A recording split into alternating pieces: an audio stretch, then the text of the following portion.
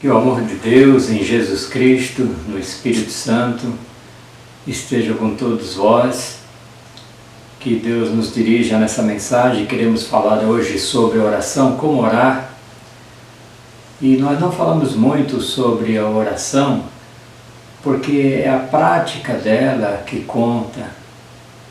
Quando nós humildemente nos achegamos diante da presença do Todo-Poderoso e clamamos pela sua misericórdia, agradecemos por tudo que Ele nos dá, falamos com Ele. Então, o orar é isso, é estar na presença de Deus, ligados por Jesus Cristo, na força do Espírito Santo. Então, orar é o que faz bem para a vida do cristão. O não orar é muito triste. O não orar trará a fraqueza espiritual. Deixaremos de andar no Espírito e a carne pode tomar conta. Então, o grande valor da oração está na prática da mesma. Que cada irmão se aproprie mais da oração, entenda que tem perdido tempo, tem gastado muito tempo com outras coisas e se dedicado pouco à oração. E se nós orássemos mais, coisas maravilhosas aconteceriam. Que Deus nos abençoe, portanto, para compreendermos essa parte que é palavra de Deus e que vem aqui como a parte teórica, a parte ensinada, a instrução, mas clamamos pela prática de cada irmão, para que não falte oração na vida de todos nós, e todos nós seremos abençoados por isso. Quero iniciar então orando, falando com o nosso Deus. Ore você também, ore em todo tempo. Fica bem ao crente orar ao Senhor. Senhor Deus, Pai Todo-Poderoso, o Senhor que nos enviou Jesus Cristo para morrer na cruz em nosso favor. Como, Senhor, não se curvar diante da Tua grandeza, do Teu poder, Tu que nos adotou como filhos, Tu que nos ama, Tu que é o pastor, Tu que é aquele que cuida de nós em todo o tempo.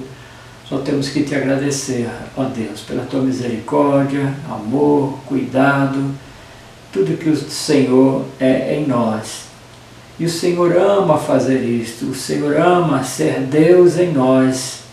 Nós é que somos negligentes e rejeitamos a Tua ação, o Teu querer nas nossas vidas. Portanto, essa nossa oração é para pedirmos perdão por todos os nossos pecados, todas as nossas falhas, essa falha na comunicação da oração para contigo. E que esse estudo nos ajude a aprendermos pontos para estarmos orando ao Senhor mais vezes, ó Deus. Nos abençoe, nos dirige em nome de Jesus. Amém. Em Lucas capítulo 11, versículos de 1 a 4, nós lemos que de uma feita estava Jesus orando em certo lugar. Então comece aprendendo com o mestre. Determinado lugar, orando. Se Jesus orava, quanto mais nós devemos orar. Quando terminou, um dos seus discípulos lhe pediu: Senhor, ensina-nos a orar, como também João ensinou aos seus discípulos. É um momento certo de pensarmos em oração, de falarmos sobre ela.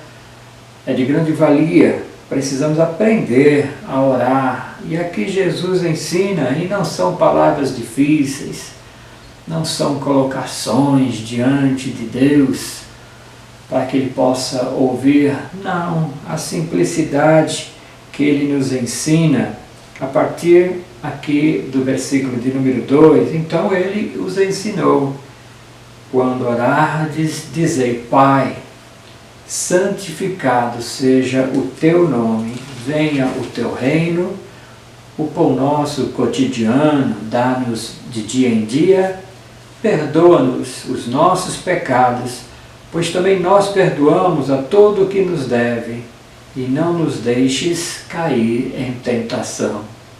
Então é só aprender bem esse texto, é só colocar esses elementos na oração. Ninguém pode dizer que não sabe orar. Creio que Jesus quer dizer com tudo isso que é bem fácil orar. É bem fácil falar com Deus. Por toda a Bíblia nós aprendemos muito sobre oração. E lá em Hebreus capítulo 4, versículo 16, está dizendo para nos achegarmos confiadamente junto ao trono da graça, a fim de recebermos misericórdia e acharmos graça para socorro em ocasião oportuna. Então aqui está sendo dito para nos achegar, para estarmos na presença do Senhor. Vamos fazer isso, já é uma prática excelente, agir assim, desta maneira.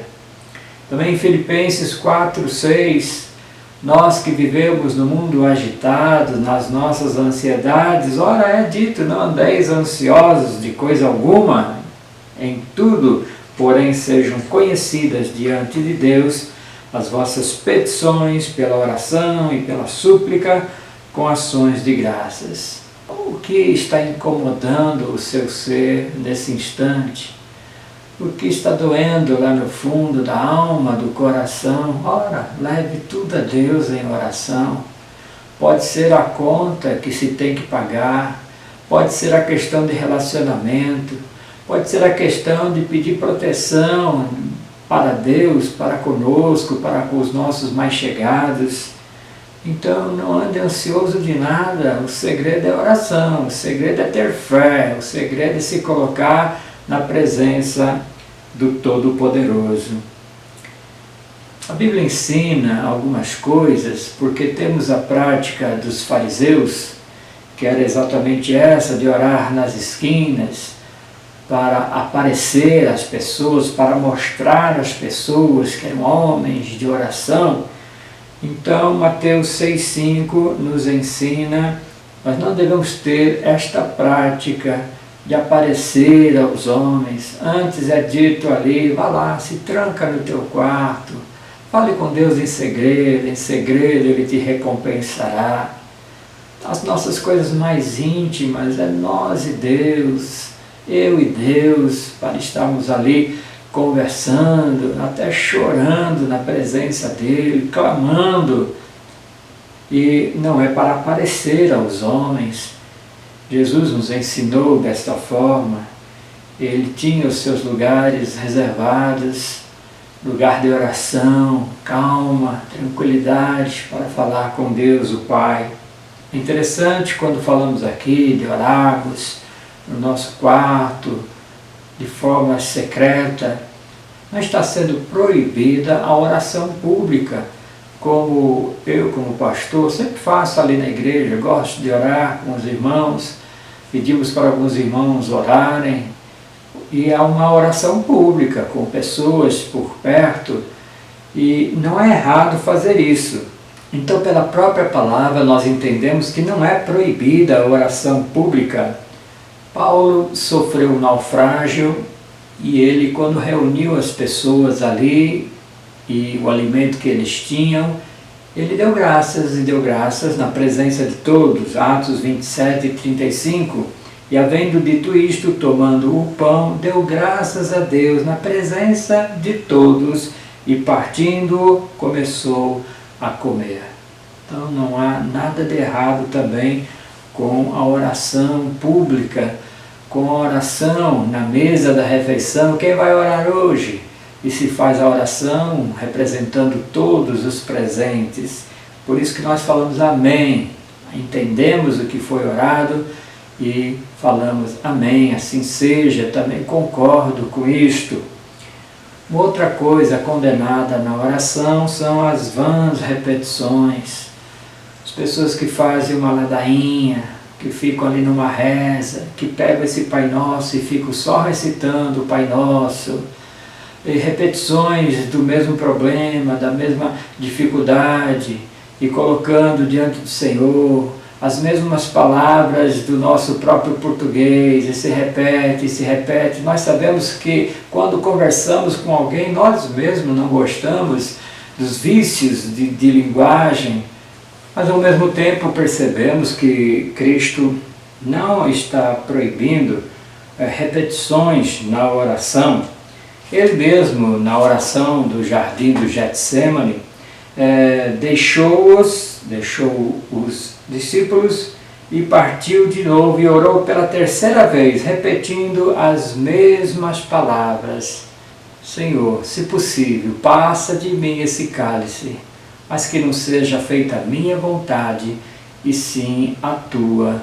Orando assim por 3 vezes. E nós temos também na vida do apóstolo Paulo esse exemplo, quando ele diz acerca do seu espinho na carne, que ele orou 3 vezes ao Senhor, mas ouviu do Senhor: a minha graça te basta. Então nem foi curado daquele espinho na carne, algo que ele machucava fisicamente ou interiormente, não sabemos direito o que era, mas ele orou por 3 vezes. Então, nesse sentido, não é errado esta repetição. A vã repetição, como já foi dito, seria ficar orando as mesmas palavras, e como se tivesse o poder dessa reza de um Pai Nosso, por exemplo. Mas os elementos que estão aqui ensinados por Jesus, devemos nós nos ater. Então, o que nós temos aprendido é que não devemos orar para aparecer aos homens, devemos ter o secreto para a oração, secreto do nosso quarto. Na oração pública, nós sabemos que é possível também, então que ninguém se acanhe de orar na igreja e orar, por exemplo, na hora do almoço, na hora do jantar, nas refeições. Quando alguém ora e todos dizem amém, todos concordam com aquele agradecimento. Quando oramos na igreja, há um entendimento de que foi orado e dizemos amém, sim, assim seja. Nós estamos concordando com isto. Então, são coisas certas. E também a questão das vãs repetições, sabemos que podemos ter assuntos que vamos repetir diante do Senhor, mas sabemos que não gostamos de ficar conversando com alguém que tem a mesma conversa, o mesmo assunto, e volta e fala de novo, e repete as mesmas palavras. Nós mesmos não gostamos disto. Agora, partindo para esse texto de Lucas que iniciamos, fazendo a leitura, como se deve orar? Então, no capítulo de número 11, quando Jesus está ensinando e inicia assim: quando orardes, dizei Pai. Nossa oração é dirigida a Deus Pai, como Jesus sempre orou ao Pai. Se tem dito que não é errado orar para o Senhor Jesus Cristo, orar para o Espírito Santo. Pedro, na hora que estava se afogando, após andar sobre as águas, clamou: Mestre, salva-me! Jesus, salva-me! Então é certo orar para Jesus também. Mas o ensino é: oremos a Deus Pai, e com o coração de um adorador. A nossa primeira fala com esse Deus Pai é essa: santificado seja o teu nome. Então, com o coração humilde, de adorador, chegando na presença do Todo-Poderoso. Você não está chegando na frente de qualquer pessoa, não. Pregamos na outra live acerca de Abigail, reconhecendo em Davi um homem humano, nem era rei ainda, e ela se prostrou diante dele, pedindo misericórdia pelo seu esposo, que era um louco, e ela se humilhou perante Davi. É esse sentimento que nós devemos ter para com Deus, é esse se ajoelhar de coração, se ajoelhar literalmente, buscar a presença de Deus, buscar enquanto se pode achar, falar com Ele, mas com toda esta reverência, com esse clamor daquele que está perdendo tudo, que está sentindo falta de tudo, mas encontra em Deus todo o amor, todo o apoio, todo o consolo. Assim deve ser cada um de nós na oração. Então, santificado seja o teu nome, venha o teu reino, seja feita a tua vontade. Então aí você já começou falando com Deus e falando acerca de Deus, reconhecendo nele todo o poder, toda a majestade, é o reino, Ele é o Rei, é o Deus eterno. Assim devemos nós orar ao nosso Deus. Na sequência, nós aprendemos que devemos pedir pelo nosso dia a dia. Aqui é dito o pão nosso de cada dia, o pão cotidiano, dá-nos de dia em dia. É a preocupação normal de cada um de nós, e Deus sabe que temos necessidade do alimento e Ele nos dará. E quando fazemos isso, dentro dessa oração que está sendo ensinada, devemos entrar com o coração confessando as nossas faltas, os nossos pecados, e aprendemos assim: perdoa-nos as nossas dívidas, ou perdoa os nossos pecados, as nossas dívidas de relacionamento, as nossas dívidas para com o nosso próximo. A ninguém ficais devendo coisa alguma, a não ser o amor com que vos ameis uns aos outros. Então somos devedores e nem sempre temos amado, vamos dizer assim. Então perdoa essa nossa dívida, perdoa os nossos pecados. 1 Pedro 3,12 diz: porque os olhos do Senhor estão sobre os justos e os seus ouvidos atentos às suas orações, mas o rosto do Senhor é contra os que fazem males. Então, nessa confissão dos nossos pecados, o mundo está aí, cometendo o pecado e não estão nem aí para as coisas de Deus. Nem oram, não serão ouvidos, porque nem estão orando. O rosto do Senhor é contra esses que fazem o mal. Mas é o crente que exatamente tem esse reconhecimento dos seus pecados, da sua vida vazia, que não anda tanto como deveria andar junto do Senhor, nos passos, nos caminhos do Senhor. É nós, convencidos pelo Espírito Santo, é que reconhecemos isso e diariamente pedimos perdão ao Senhor. E aqui é dito que os ouvidos estão atentos às nossas orações. Então, um coração humilde, confessando diante do Senhor, Ele vai ouvir e vai nos perdoar. E sabemos também, claro, que para recebermos o perdão do Senhor, devemos possuir uma atitude de perdão, porque se perdoardes aos homens as suas ofensas, vosso Pai Celeste também vos perdoará. Mas se não perdoardes aos homens as suas ofensas, também vosso Pai não perdoará as vossas ofensas. A humanidade toda tem o seu pecado de todo momento. Uma vida só representa tanto pecado. Então, como se deve orar? Com adoração: Pai nosso que estás nos céus, santificado seja o teu nome. Com confissão: Pai, perdoa as nossas faltas, nossos pecados, assim como temos perdoado aquele que nos deve. E em terceiro lugar, nós devemos nos achegar até Deus com súplica, a súplica na nossa oração. Interessante, quando falamos com Deus em oração, isso inclui o passado: perdoa as nossas dívidas. Então, dívida nós fizemos ontem, antes de ontem, mês passado, ano passado. A dívida, a falta para com o irmão foi antes. Em algum tempo, ela aconteceu. Então, perdoa as nossas dívidas que nós já fizemos. os erros, as atitudes erradas que fizemos no passado, no dia anterior.